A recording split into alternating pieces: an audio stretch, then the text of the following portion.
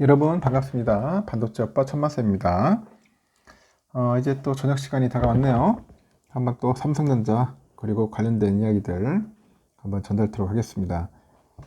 지겹고 재미없어도 계속 꾸준히 하다 보면요 여러분 나름대로 적응되고 또 그 속에서도 또 재미를 느낄 수 있어요. 재미없다고 안 하는 게 아니라 계속 반복하는 겁니다. 반복하다 보면은 그 안에서 뭔가 핵심도 찾고 즐거움도 찾아요. 어? 재미도 찾고 반복하는 걸 상당히 싫어하더라고요. 보니까 저는 계속 합니다. 반복. 제가 아침에도 1교시 영상에도 있지 않습니까? 반복 중요하다. 이 지겹다는 것을 너무 여러분 이게 두려워할 필요 없어요. 짜증낼 필요 없습니다. 사람마다 다 다르니까 또 취향도 다르고 성향도 다르고 하다 보니까 그럴 수 있는데 그래도 제가 이야기하는 거 잘 한번 귀 담아 들어보세요. 귀 담아 듣다 보면은 여러분들에게 피가 되고 살이 될 겁니다. 별거 없어요, 여러분. 이거 멘탈 관리하는 거 다 별거 없고 그냥 꾸준하게 계속 반복하면서 듣고 공부하고 하다 보면 생깁니다. 강해지는 거예요.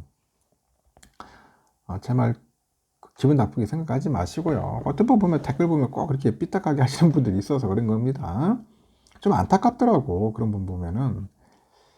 그리고 요즘 보니까 그 지난 2월에 그 정부에서 그 기업 밸류업이죠. 그 지원 프로그램 발표 이후에 저 PBR 그 종목에 대해서 주가에 대한 상승 기대감이 높아졌지만은 금융당국이요. 그 발표한 밸류업 계획 가이드라인이 기대에 또 미치지 못하다 보니까 이 관련 주가들이 또 빠지기 시작하더라고요. 또 하락을 합니다. 오늘 금융위원회가 발표한 기업가치 재고 계획 가이드라인에 보니까 앞으로 상장 회사는 직접 사업 현황을 진단하고 중장기적인 목표랑 구체적인 이행 계획 등을 담은 기업가치 재고 계획을 공시를 해야 한대요. 공시를 해야 한다. 그 공시 항목에 보니까 사업부 분별에 그 투자나 R&D, 그 자사주 소각, 배당, 이런 자산 처분 등이 이제 포함되어 있는 거겠죠. 이날 그 금융당국하고 유관기관이 가이드라인을 발표한 상장 기업의 재고가치, 기업가치 재고 계획 공시는 이미 발생했거나 결정된 내용을 정해진 그 서식에 작성하는 기존 공시와 달리요. 자율성을 기반으로 하는가 봐요. 자율성 기반으로 미래 계획을 종합적으로 담도록 했다고 합니다. 이렇게 상장 기업이 기업가치의 재고 계획을 수립하고 이 공시하고 이행 그리고 투자하는 공시된 계획을 투자 판단에 이제 활용함으로써 자본시장의 발전에 그 선순환을 구축하겠다는 거죠. 이 선순환을 구축하겠다는 것이 추진 배경인데 이 가이드라인은 기업 기여랑 그 현황 진단, 목표 설정, 계획 수립, 이행 평가, 소통 등 이런 목차별로 작성 방법을 이제 제시를 한 거죠. 기업가치 재고 계획 가이드라인은 5월 중에 확정과 시행할 예정이라고 합니다. 이렇게 상장 기업이 기업가치 재고 계획을 통해서 주주하고 시장 참여자들과 소통을 해요. 소통을 함으로써 이 투자자들은 이 기업에 대한 충분한 이해를 기반으로 해서 투자 결정을 내릴 수 있게 되고요. 상장 기업들도 이를 계기로 해서 기업가치 재고 노력을 기울이면서 진정한 내재 가치를 제대로 평가받을 수 있게 될 거라고 이제 언급을 하는 거죠. 이 가이드라인에 따르니까 사업 현황 그 진단에서 기업 가치 제고를 위해서 적합한 핵심 지표를 선정을 하고요. 그 사업 모델과 국내외 시장 여건, 그 기업의 경쟁력 등 그 사업 현황에 대한 구체적인 그런 이행 계획을 서술하는 겁니다. 계획 수립 단계는 그 현황 진단을 기반으로 특정 사업 부분의 강화와 연구 개발 확대, 인적 물적 자본 투자, 그리고 사업 포트폴리오 개편, 자사주 소각 등 배당 등 하여튼 그런 주주안은 있겠죠. 비효율적인 자산 처분 등 다양한 계획을 수립해서 기재를 합니다. 더불어서 그 소통 측면에서 주주하고 시장 참여자들의 소통 현황, 계획, 실적을 작성하고요. 이 소통 채널과 대상과 빈도 등을 세부적으로 서술하되 횟수와 같은 정량적인 측면과 함께 어떻게 효과적으로 소통할 것인지 등 이 정성적인 측면의 서술을 포함해야 한다고 하네요.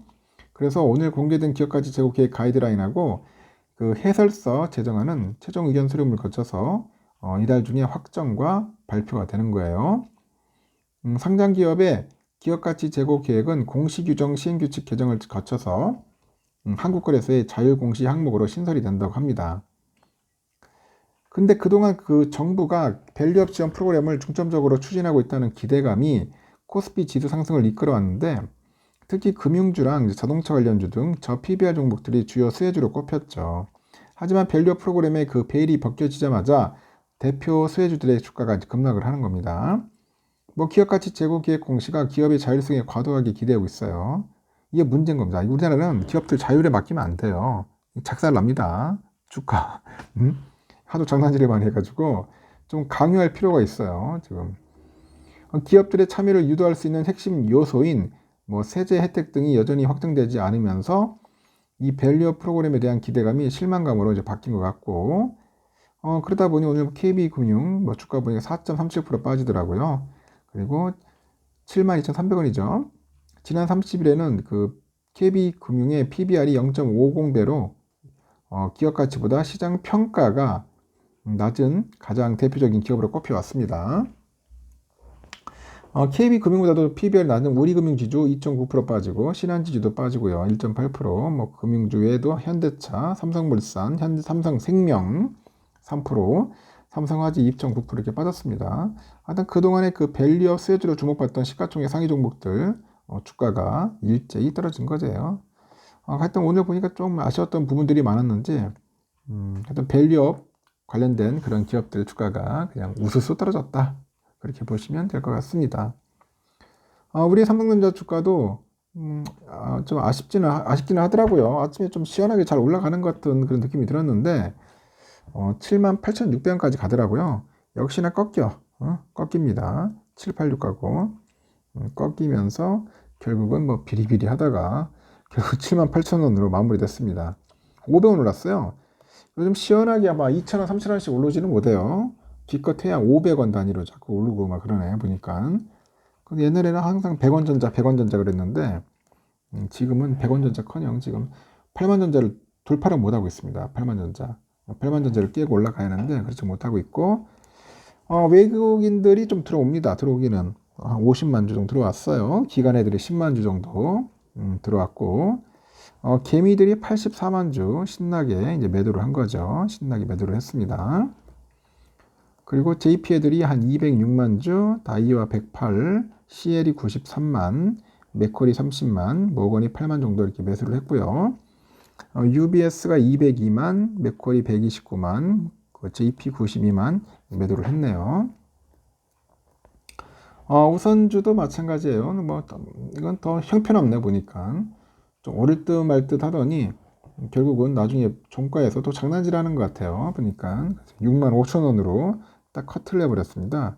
의도적으로 종가를 만든 것 같아요.